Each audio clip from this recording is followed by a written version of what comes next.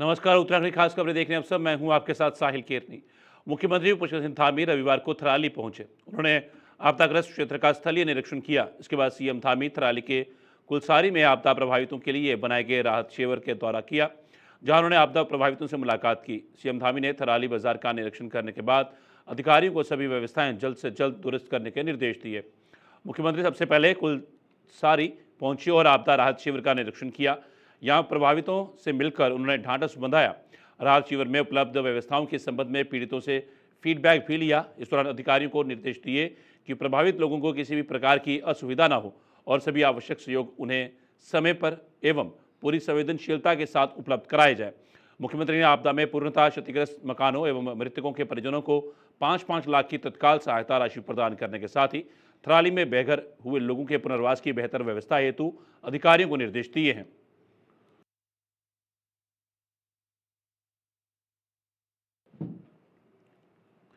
मुख्यमंत्री पुष्कर सिंह धामी ने थराली में आपदा प्रभावित क्षेत्रों का स्थलीय निरीक्षण किया। इस दौरान मुख्यमंत्री धामी ने आपदा प्रभावित लोगों को देखकर अपने काफिला रुकवाया और प्रोटोकॉल तोड़कर आपदा प्रभावितों के बीच पहुंचे और उनकी समस्याएं सुनी।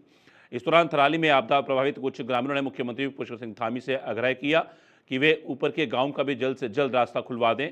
मुख्यमंत्री ने ग्रामीणों को आश्वस्त किया कि रास्ता खुलने का काम युद्ध स्तर पर जारी है और जैसे ही मार्ग सुरक्षित होगा वे स्वयं वहां गांव वासियों के साथ जाकर हालात का जायजा लेंगे। मुख्यमंत्री धामी ने साफ संदेश दिया है कि उत्तराखंड सरकार हर पीड़ित परिवार के साथ खड़ी है और प्रभावित गांव तक राहत और सहायता पहुंचाने के लिए हर संभव प्रयास किए जा रहे हैं।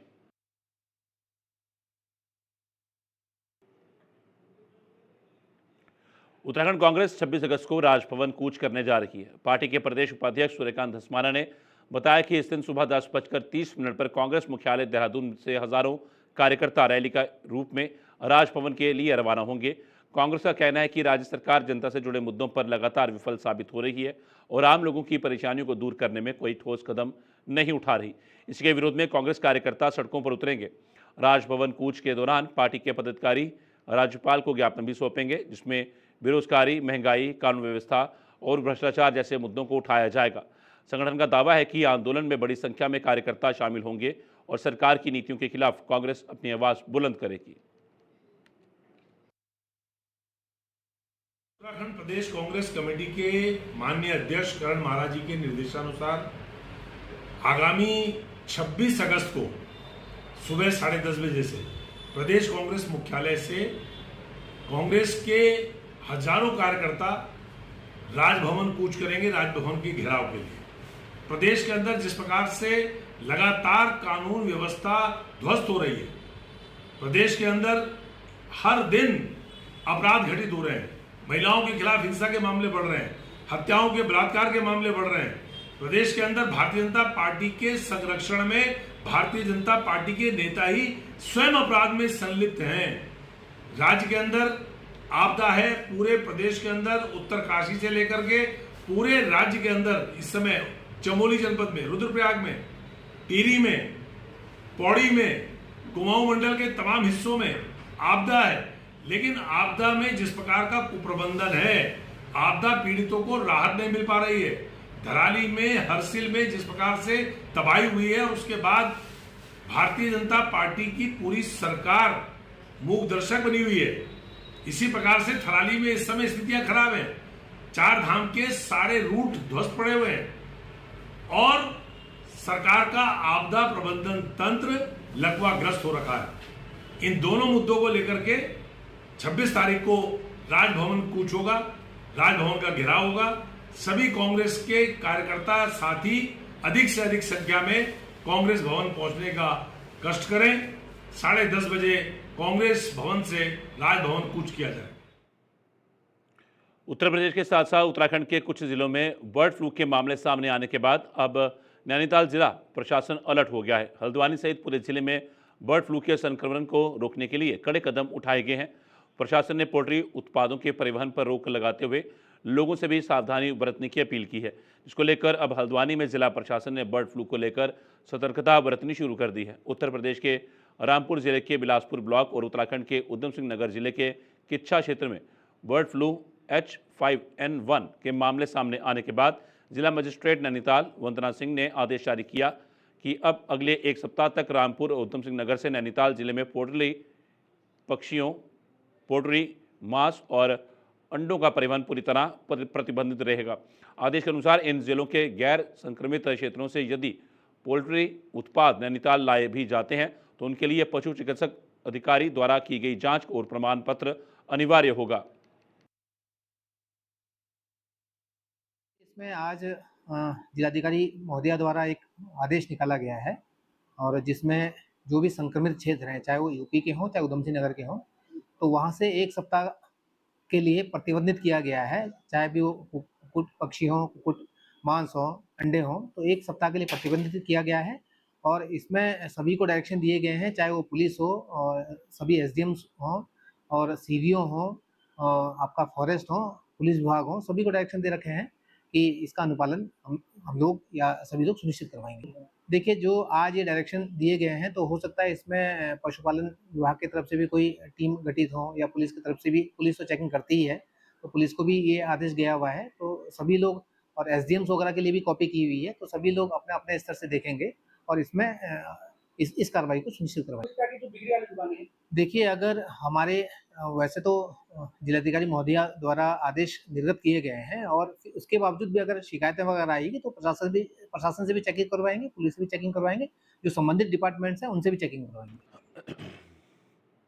प्रेमनगर आश्रम में चल रहा 3 दिवसीय Bharat development and scheme agri हाटी हिमालय MSME एक्सपो संपन्न हो गया। समापन समारोह में भाजपा के प्रदेश अध्यक्ष महेंद्र भट्ट मुख्य अतिथि के तौर पर मौजूद रहे। एक्सपो के 3 दिनों में हजारों की संख्या में किसानों, छात्रों और स्थानीय लोगों ने भ्रमण किया। यहां आने वाले लोगों में ऑर्गेनिक और आयुर्वेदिक उत्पादों को लेकर खासा उत्साह देखने को मिला। इस दौरान महेंद्र भट्ट ने कहा कि इस प्रकार की प्रदर्शनियां प्रदेश के हित में है। यहाँ लगभग 14 अलग अलग जो उत्तराखंड के लघु उद्योगों के लिए सहायक होंगे। महेंद्र भट्ट ने कहा कि बड़ी संख्या में लोग इस प्रदर्शनी से प्रेरित होंगे। उन्होंने कहा कि ये हरिद्वार तो हरि का द्वार है, यहाँ से जो संदेश जाएगा वो दूर दूर तक जाएगा। इस प्रकार की प्रदर्शनियां ये उत्तराखंड राज्य के हित में है। लगभग 14 राज्यों के स्टॉल यहाँ पर हैं। उनके उत्पाद लघु और सूक्ष्म उद्योग के लिए बहुत महत्वपूर्ण है। मैं इस संस्था के सभी पदाधिकारियों को अपनी बधाई देता हूँ। इस विश्वास के साथ हर वर्ष आपके द्वारा नए से नए उद्योगों को प्रोत्साहित किया जाए, उनको बुलाया जाए। नए नए जो हमारे मध्यम लघु उद्योग के क्षेत्र में काम करने वाले लोग हैं, अनेकों, चाहे आयुर्वेद के क्षेत्र में हो, चाहे अन्य उत्पाद के क्षेत्र में हो, श्री अन्न के क्षेत्र में हो, यहाँ अनेकों स्टॉल रूप में है, तो निश्चित रूप से देश की संस्कृति को, देश के जो उद्यम है उनको प्रदर्शित करते हैं। मैं अपनी ओर से आज इसका समापन है। समापन तो नहीं कहूँगा, एक नई शुरुआत होती है, तो यहाँ से एक नई शुरुआत होगी। बाकी 3 दिन में अगर मैं बात करूँ तो हजारों की संख्या में लोग आए पूरे उत्तराखंड से, हरिद्वार से और दूसरे राज्यों से भी, और सबने इसका लाभ लिया।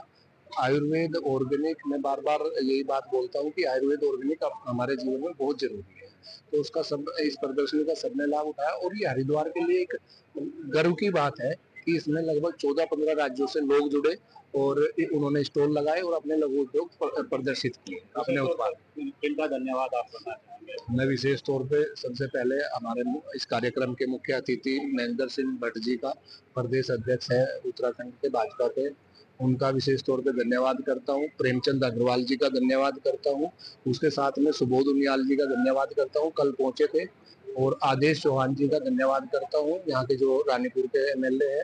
उसके साथ साथ में लघु उद्योग प्रकोष्ठ के प्रदेश संयोजक राहुल देव जी मेरे साथ में है। भाई साहब, इनका हमेशा जब भी हम उत्तराखंड में कोई कार्यक्रम करते हैं, इनका विशेष तौर पे हमें सहयोग मिलता है और स्नेह मिलता है। कुमाऊं के पहाड़ी जनपद बागेश्वर में पुलिस ने पंजाब राज्य के अंतर्राज्यीय नशा तस्कर के गिरोह का भंडाफोड़ कर गिरोह के 2 सदस्यों को गिरफ्तार किया। गिरफ्तार तस्करों से पुलिस ने 47.24 ग्राम स्मैक बरामद की, जिसकी कीमत 13 लाख रुपए आंकी गई है।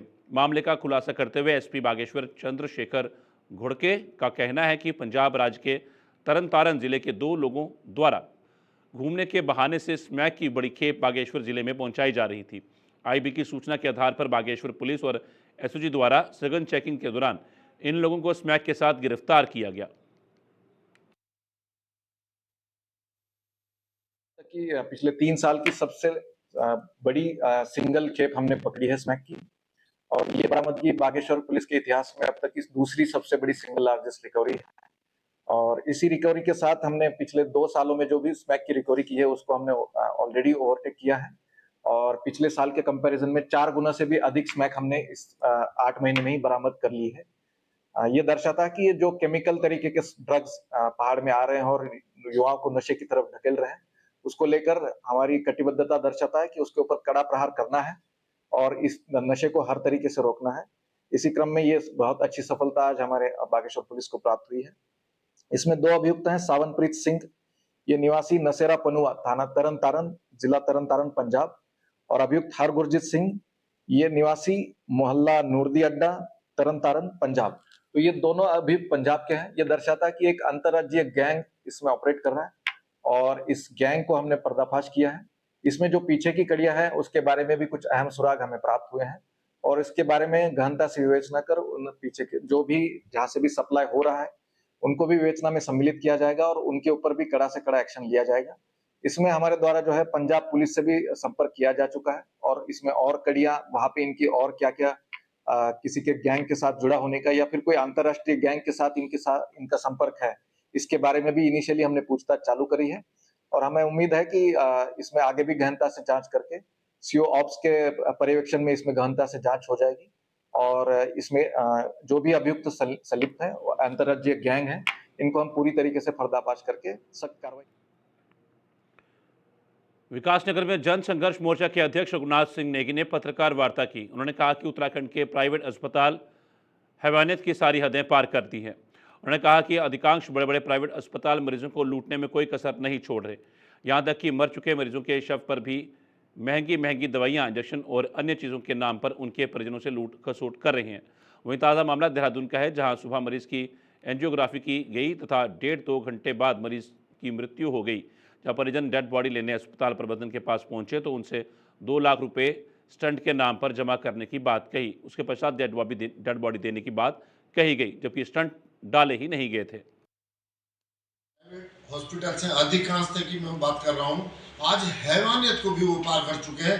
कई मामलों में मैं एक जगह की बात, पूरे प्रदेश में लगभग जो कई अस्पताल ऐसे हैं जो बड़े बड़े हैं, नामी अस्पताल हैं, मरीजों को लूटने का काम कर रहे हैं। और यहाँ तक कि कई मरीज तो ऐसे हैं जो बेचारे चल बसते हैं, उन पे भी उनके परिजनों से दवाई या इंजेक्शन बाद में भी मंगाते रहते हैं। 2-4 घंटे तक ये खेल चलता रहता है, बाद में बताते हैं कि मरीज मर गया। तो तमाम तरीके से जो लूटने की जो इन्होंने जो एक तरह से जरिया बना दिया है, मरीज इनके सिर्फ और सिर्फ एक नंबर है, इनका कोई मतलब नहीं वो जिए या मरे। ये तमाम जो चीज़ें मैं इसलिए बता रहा हूँ कि आज कई जो मरीज हैं उनके परिजनों की पीड़ा है। अस्पताल प्रबंधन है वो सिर्फ और सिर्फ इस बात को लेकर के रहता है, उनको पैकेज थमा दिए गए डॉक्टर्स को कि आप बस करिए, लूट करिए, वो भी मजबूर है। और इतने बड़े बड़े स्ट्रक्चर बना करके जनता ने थोड़ी कहा कि आप इतने बड़े बड़े स्ट्रक्चर बनाइए, आप उनको लूटने के लिए जो इस तरह के आपने काम कर रखे हैं, आज इन अस्पतालों की तरफ देखने वाला कोई नहीं। सरकार तो बिल्कुल खामोश है, लेकिन जो जिम्मेदार स्वास्थ्य मंत्री हैं उनका ध्यान इस तरफ नहीं जा रहा है, वो बिल्कुल सोए हुए हैं, जो इसको देखने को तैयार नहीं। आखिर इसकी मॉनिटरिंग क्यों नहीं हो रही है? चाहे आयुष्मान कार्ड की बात करें, चाहे गोल्डन कार्ड की बात करें, अस्पताल उनको लूट रहे हैं। मरीज को ये नहीं पता लगता कि हमारे पे कितना पैसा खर्च हुआ है, क्या हमारी बीमारी थी, क्या इलाज है, उसका भी सोचना चाहिए। और इसमें सबसे बड़ी जो मैं बात बताने आपको जा रहा हूँ, कल का एक मामला है। कल तड़के 2 बजे एक मरीज को भर्ती किया गया, उसकी 1-1.5 घंटे के अंदर एंजियोग्राफी हुई और लगभग 1.5-2 घंटे के बाद वो मरीज मर गया। उससे जब वो डेड बॉडी लेने गए, देखिए दुर्भाग्य की बात, जब वो डेड बॉडी लेने गए तो अस्पताल प्रबंधन ये कह रहा है कि आप 2 लाख रुपए जमा कराइए, हमने इनके स्टेंट डाले हैं।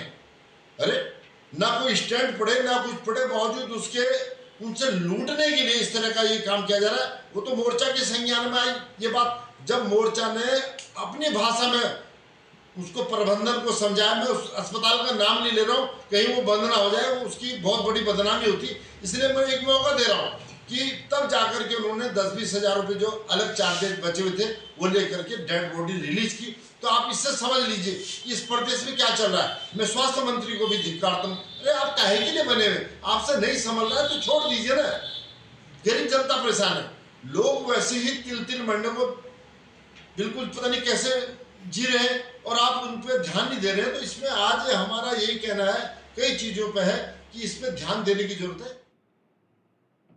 गुरुकुल फाउंडेशन स्कूल काशीपुर में वार्षिक सांस्कृतिक एवं शैक्षणिक प्रदर्शनी परंपरा 2025 का आयोजन गरिमामय एवं उत्साहपूर्ण वातावरण में संपन्न हुआ। कार्यक्रम का शुभारंभ दीप प्रज्वलन एवं सरस्वती वंदना से हुआ। मुख्य अतिथि दीपक बाली, मेयर नगर निगम काशीपुर ने प्रदर्शनी का उद्घाटन किया और विद्यार्थियों को प्रेरणादायी आशीर्वचन दिए। इस अवसर पर विद्यार्थियों ने विज्ञान, प्रौद्योगिकी एवं नवाचार से जुड़े अद्वितीय मॉडल प्रस्तुत किए। मेयर दीपक बाली ने विद्यार्थियों की प्रतिभा की प्रशंसा करते हुए कहा कि ऐसे आयोजन विद्यार्थियों को मंच प्रदान करने के साथ साथ उनमें आत्मविश्वास, नेतृत्व क्षमता और सामाजिक मूल्यों का विकास करते हैं। कार्यक्रम के अंत में विद्यार्थियों एवं अतिथियों ने मिलकर एआई उपयोग संकल्प लिया, जिसमें प्रतिज्ञा की गई कि एआई का प्रयोग केवल भलाई, प्रगति और समाज की सेवा के लिए ही किया जाएगा। मैं सबसे पहले तो गुरुकुल का मैनेजमेंट उनका धन्यवाद करूंगा। वो जब जब मुझे बुलाते हैं मैं आता हूँ और मैं हमेशा कुछ नया देखता हूँ। तो क्या है कि एक स्कूल भी एक परंपरा पर ही आगे नहीं बढ़ रहा है, वो इनोवेशन के साथ आगे बढ़ रहा है। और परंपरा का नाम जो मैं हमेशा कहता हूँ कि जो हमें मिली है पीछे से हमारी संस्कृति में, परंपरा ही एक ऐसा है जो हमेशा जीवित रह सकता है। लेकिन उसको जीवित रखने के लिए मैं गुरुकुल फाउंडेशन का भी धन्यवाद करना चाहूंगा। और आज जो एग्जीबिशन लगी है मैंने घूम कर देखा है, बहुत अच्छे अच्छे इनोवेशन बच्चों ने किए हैं।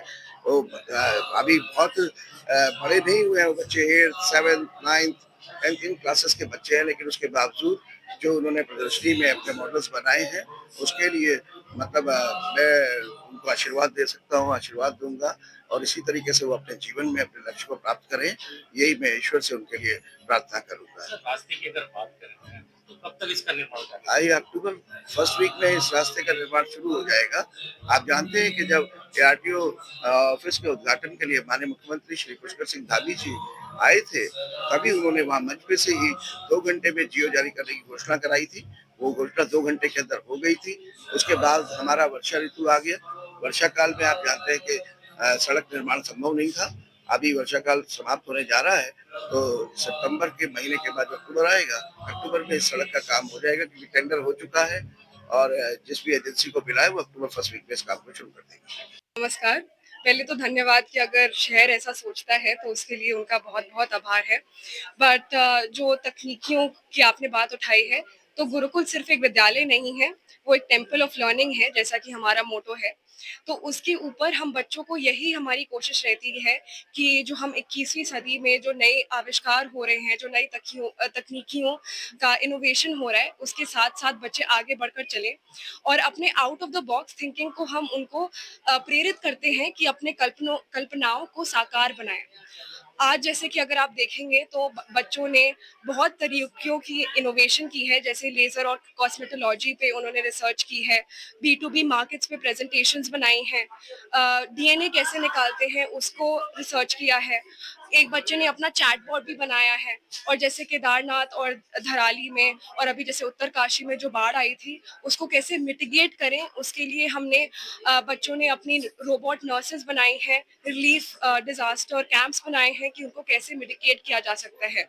तो गुरुकुल की यही कोशिश है कि बच्चों को वैल्यूज के साथ साथ उनको कैसे इनोवेशन के रास्ते पे चलाया जाए ताकि वो आगे की मंजिल को कदम से कदम मिला के चल सके, वही हमारी कोशिश है। लेके 12th तक के बच्चों की है। सर का मैं बहुत बहुत आभारी हूँ, मेयर सर का, कि इन्होंने समय निकाला। बट समय का थोड़ा सा कंस्ट्रेंट है, तो इसलिए ये सब जगह अभी नहीं विजिट कर पाए हर क्लासरूम में। बट अगर समय हो तो जरूर आए और एक एक क्लास में दिखा पाए। अभी खाली सीनियर सेक्शन नहीं दिखा पाए हैं। Thank you so much sir. हमारा प्रोजेक्ट वैक्सीन का है। जब कोरोना वायरस आया था तब हमने वैक्सीन बनाई थी। जो साइंटिस्ट थे उन्होंने वैक्सीन बनाई थी। उन्होंने बहुत ज़्यादा एडवांस मेथड्स यूज करे थे जिस तरीके से उन्होंने वैक्सीन बनाई।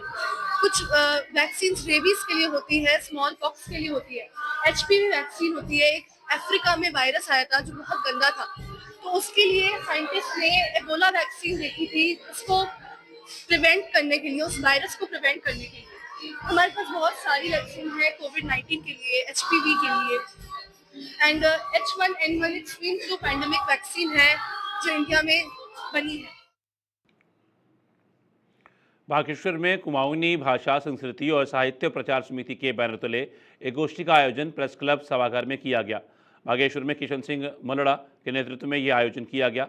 वहीं कुमाऊनी भाषा के विकास के संबंध में वक्ताओं का कहना है कि कुमाऊनी भाषा कुमाऊं के पहाड़ी जिले अल्मोड़ा, बागेश्वर, पिथौरागढ़, चंपावत की मातृभाषा है। प्यार पीर संघर्षों से कुमाऊनी भाषा का विकास हुआ है। कई पीढ़ियों ने कुमाऊं क्षेत्र की कुमाऊनी भाषा के विकास में अपना योगदान दिया। आधुनिक दौर में कुमाऊनी भाषा पलायनवाद का शिकार हो गई है।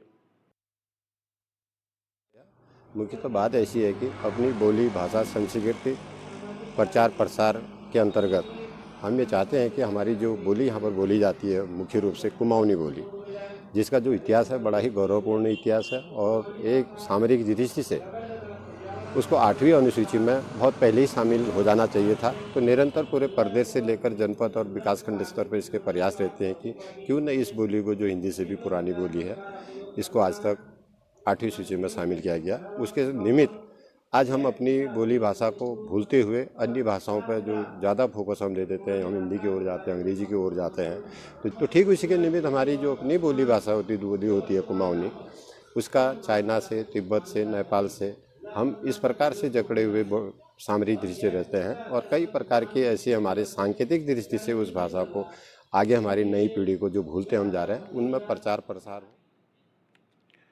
पशुधन इस समय नशे की गिरफ्त में है। क्षेत्र में नशे से लोग आपराधिक प्रवृत्ति की ओर बढ़ रहे हैं। नशे से जुटी आए दिन कोई ना कोई घटना देखने को मिलती है। पुलिस द्वारा नशे के विरुद्ध अभियान तो चलाया जाता है, लेकिन इस पर अभी तक रोकथाम पूरी तरह से नहीं लगी है। इसको देखते हुए जिला पंचायत सदस्य सुमित नेगी के द्वारा ग्रामीण लोगों के साथ एक बैठक की गई, जिसके नशे के रोकथाम के लिए प्रयास किए जाने को लेकर चर्चा की गई। ग्रामीणों ने अपने अपने विचार रखे तो जिला पंचायत सदस्य सुमित नेगी ने भी अपने सुझाव दिए।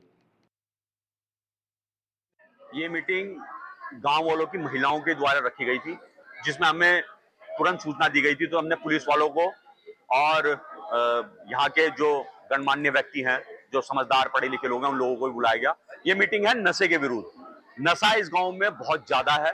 पहले शराब का भी बहुत काम यहाँ होता था, जो कुछ लोगों के द्वारा बंद करवाया गया। अब स्मैक की बड़ी समस्या आ रही है और बहुत जटिल समस्या है। औरतों की सबसे ज्यादा समस्या है, उनके घर में मारपीट है और उनको डराया धमकाया जा रहा है। इस उद्देश्य से आज हम यहाँ बैठे थे और हमने सब लोगों ने मिलकर, ग्राम प्रधान जी भी हैं और भी यहाँ गणमान्य व्यक्ति हैं, इन लोगों के द्वारा एक टीम गठित की जाएगी, जो एक टीम वाला काम करेगी कि जो क्षेत्र में जो अनजान व्यक्ति आ रहे हैं या किराएदार आ रहे हैं, उनका सत्यापन कराएगी और अगर वो गलत गतिविधियों में पाए जाएंगे उसकी सूचना पुलिस को देंगी, हमें देंगी। तो इस नशे को रोकने के लिए ये कुछ कार्रवाई की बातें आज हम सब लोगों ने बैठ के करी। सुनिए, नशा इतना बढ़ता जा रहा है, आए दिन नशे के लत में कोई चोरी भी कर रहा है। आपने देखा भी होगा कुछ दिन पहले कि एक बेटे ने अपनी माँ को मार दिया। बिल्कुल, देखो इसी चीज के लिए हम बैठे हैं कि वो देर होने से बढ़िया है कि यहाँ पे भी ऐसे कृत्य हो। उससे पहले हम लोग बैठ के जागरूकता अभियान बना लें और सब महिलाओं को भी अवेयरनेस फैला दें, उन लोगों को समझ में आ जाए। उत्तराखंड खास खबर में फिलहाल इतना ही। दीजिए इजाजत, नमस्कार।